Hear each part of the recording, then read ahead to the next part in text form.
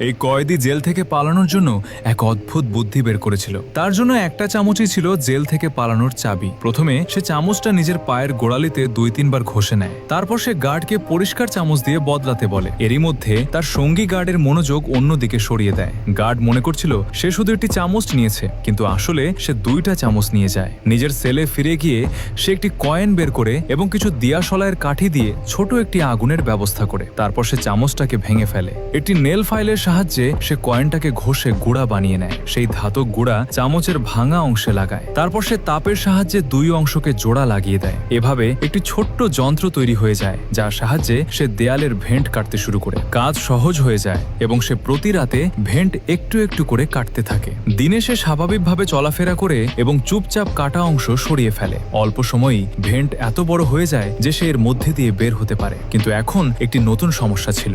ভেন্টের ওপর লাগানো জালি লোহার রডের সাথে যুক্ত ছিল এবং সেটা সরানো কঠিন ছিল। কাজের সময় সে চুপচাপ একটি লোহার পেরেক সংগ্রহ করে, কিন্তু নিরাপত্তা তল্লাশির সময় সে একটু চিন্তায় পড়ে। তাই সে পাহারাদারকে পেরেকটাটা দেখিয়ে বলে যে এটা দিয়ে সে কাপড় ঝুলাবে। পাহারাদার তা মানা করে দেয়। আসলে এগুলো সব ছিল তার মনোযোগ অন্যদিকে সরানোর কৌশল। তার জুতার গোড়ালির মধ্যে আগেই আরেকটি পেরেক লুকানো ছিল। সে সেই পেরেক দিয়ে জালিটা খুলে ফেলে। তারপর সে ভেজা খবরের কাগজকে ভেন্টের আকারে বানিয়ে দেয়ালে মিলিয়ে দেয়, যেন এটা নকল ভেন্ট মনে হয়। এরপর সে একটি নকল মাথা বানায়, সেটাকে আসলের মতো সাজিয়ে বিছানায় রেখে কম্বল দিয়ে ঢেকে দেয়, যাতে মনে হয় কেউ ঘুমাচ্ছে। জালি সরিয়ে সে ভেন্টের মধ্যে ঢুকে যায়। বাইরে থেকে সবকিছু আগের মতো সেট করে দেয়, যাতে কেউ সন্দেহ না করে।